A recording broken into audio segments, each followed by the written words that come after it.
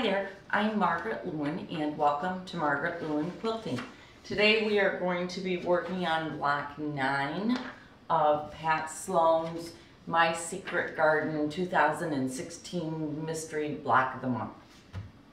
That is a mouthful. But anyhow, today that's what we're working on. These are my 2 blocks.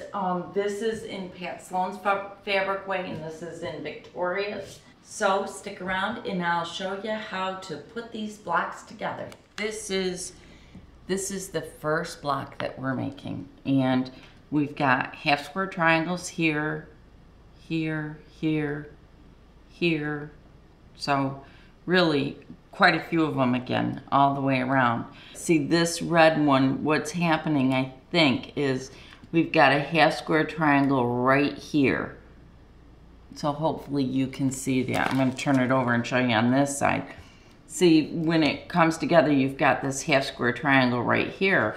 But because it's the exact same fabric, you're really, or I'm sorry, it's down here, right here. But because these 2 fabrics are exactly the same, you're really not seeing it as a half square triangle. So we've got a half square triangle here, here, here, here. So as always, I'm going to get all of my half square triangles done first. And you can see I've got my piles laid out. This is my Victoria Finley Wolf. This is my Pat Sloan. And all of these are half square triangles. So I'm going to get working on those first. And once I've got them all put together, I'll come back. I'm going to do them the way I've done all of them. I'm going to draw a line point to point. I'm going to sew 1/4 of an inch on both sides. I'm going to cut them apart, so I have 2 half square triangles.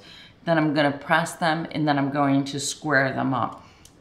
I really believe that squaring these up is going to be really, really important for the quilt to lay flat. So I wanted to go over all of that with you, and I'll be back once I've got my half square triangles put together. Here is the Victoria Finley Wolf quilt. I'm going to insert a couple of pictures here. I took pictures when I was squaring up the blocks because I really cannot stress to you enough that if you do not trim up your blocks, your quilt is not going to come out square, and neither are your blocks. So that is really important that you do. I've laid this all out to put it together. And what I'm going to do is I'm going to put this entire row together first, which well, let's go this way because you can see these. I'm going to put this whole row together first. Then I'm going to put this. I will join those 2 together. I'll do the same thing at the other end down here. Then the next thing that I'll do is start conquering this inside. What I'm going to do is probably go from the inside out. That way I can make certain I can get it just as flat as possible. Seems like this one I'm going to press to here, but more than likely, because I've already pressed it to the red, I'm going to need to make a determination over which one's going to go pink, which one's going to go red to make it nestle all nice. More than likely, looks like this one's going to go to the pink so that it'll snuggle, you know, just snuggle right up next to this one. So I'm going to start getting this block put together, and then I will work on the Victoria Finley Wolf. So let's go through how I put together this block, all right? This is my Victoria Finley Wolf one, and here's my Pat Sloan one, so that you can see them both. These blocks are huge. All right, so let's go through how I did this, all right? The first thing, I'm gonna just take one of them aside, is I did put it together in, let me flip it, in components, just like I said I was gonna do. What I did was I started out, you can see right here, I have 1 row, 2 rows, 3 and 4, and I did these 2 rows, then I concentrated on the center. Now when I got to the center, what I did was I had taken these half square triangles, these ones, these 4 outer, or I'm sorry, 8 outer ones. I had taken these And I had pressed all of them to the red, but I hadn't pressed them, like really pressed them. I just did a soft light press on them so that I could work with them. But when I went to put this all together, what I found that I needed to do was half of them needed to be pressed to the gray, the other half needed to be pressed to the red.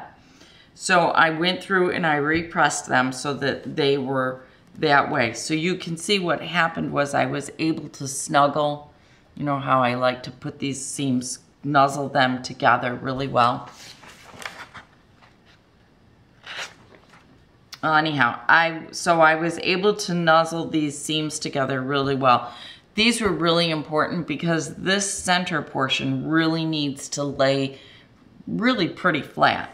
So when I got to this center here, where I've got all of these fabrics coming together in one spot, I had two options. I could either swirl it, which I've shown you before, and we'll show you again another time, or I could press it open. I elected on this one to press it open.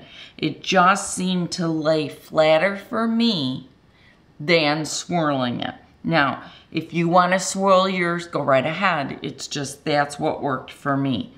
And then you can see how I put all of the rest of them. So in most of the instances, I was able to press towards the red when you get out here on the outer blocks. I was able to press all of these to the red. But when I was dealing with the half square triangles on the inside, half of them had to be pressed to the red and the other half had to be pressed to the other color. So keep that in mind when you go about doing that. So I got it to be in 3 rows. So this was 1 row, this was another, that was another, and then you can see I just put it all together. And then as always, whenever I had a larger row, you can see right here I had a larger piece that didn't have any seams, and as always I try to press to that one because it just makes everything lay that much flatter. Did it in the center and I did it over here too. So that is how I went about putting my block together. I did notice when I got to the very end of it, and I'm not changing it because it doesn't bother me. It may bother some of you, but it doesn't bother me. See this block? Do you see what I did? I should have rotated these one more so that my blue was here and my gray was here. I'm fine with this. It still is a pinwheel block. There is nothing that interferes with it beyond that, and I am absolutely cool with it. On the Victoria Finley Wolf one, you can see that I didn't do that, and I really don't think it makes a difference in the two. I'll put them side by side so you can see them. But see, I just don't think it makes a difference, and so I am not about ready to tear that whole thing out again. These are my 2 block 9s. We do have a bonus block this month, and I will be putting that video up very soon. Mine's all cut and it's ready to go. I just have to finish putting it together. I really hope you enjoyed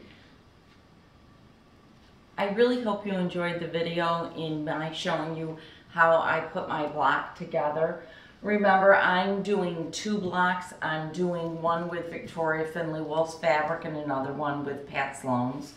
There is a bonus block this month, and that will be up later on this week. It's all cut out, it's ready to go, but I've got to get it put together. So once I get it put together, I will show you exactly how I've done it. We're almost down to the end of this block of the month, and I'm really wondering, do you guys want to do another one again next year, or do you want to take a break from the block of the month things? Let me know in the comments below so that I know that you want to. If you do want to do another one, I will start searching for you for another block of the month pattern. But in the meantime, here's our block 9, and I hope you're enjoying this as much as I am. Thanks so much for sticking with me and for doing this block of the month with me. You have a great day, and I'll see you again really soon. Bye.